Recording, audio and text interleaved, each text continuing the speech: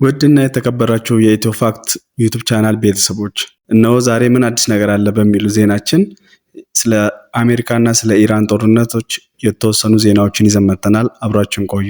አሜሪካው እንዳለች ከሆነ ዛሬ በሆርሙዝ ሰርጥ ላይ 5 የኢራን መርከቦችን ወይም ኢራን ፈጣን መርከቦች የሚሉትን 5 የኢራን የሆኑትን መርከቦች በቦምብ እንደመታች ገልጻለች። ይህንንም አስመልክቶ የአሜሪካና የኢራን ጦርነት ከተጀመረ ወደ 2 ወራት ሊደርሱ እናም ለረጅም ጊዜ በእስላማባድ ስምምነት ላይ ለመድረስ በጣም ውይይት ቢደረግም እያንዳንዱ ፍላጎታቸው ወይ የአሜሪካ ፍላጎት ባለመሞላቱ ወይም ደግሞ የኢራን ፍላጎት ባለመሞላቱ ስምምነት ላይ ደርሱ አልቻሉም እንደሚታወቀው። ስለዚህ ጦርነቱ ከእንደገና በአዲስ ያገረሸበት ይመስላል እና ኢራንም አሜሪካም ትልቅ ውጥረት ውስጥ ገብተዋል። ስለዚህ አሜሪካም የሆርሙዝ ሰርጥን እኛ እንቆጣጠረዋለን እያሉ ነው የሚገኙት።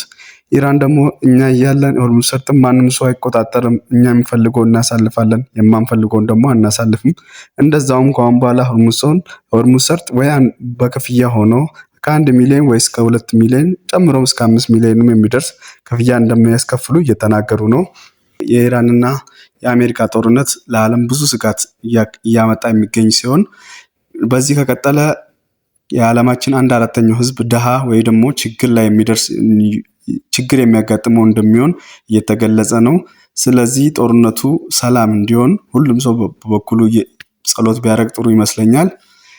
የአሜሪካና የኢራን ጦርነት ያው እንደሚታወቀው እየተካሄደ ባለው ድርድር ተስፋ የሚሰጥ ነገር ባይገኝም ከአሁን በኋላ ግን ሰላም ይገኛል ወይ ደግሞ ተስፋ ሰጪ ነገር ይገኛል ብሎ ማሰብ ከባድ እንደሆነ እየተገለጸ ነው።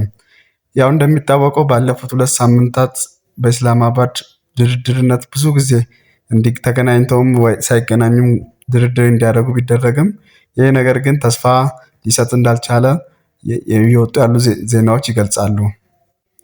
ይህን አስመልክቶ እንግዲህ ኢራንና አሜሪካ አዲስ ጦርነት በሆርሙዝ ሰርጥ ላይ ጀምረዋል። ያው ኢራን ዛሬ ባለችውም ደረጃ የአሜሪካን መርከብ መተናል እያለች ነው። ግን አሜሪካ ይህም ዜና ውሸት እንደሆነ እየተናገረች ነው።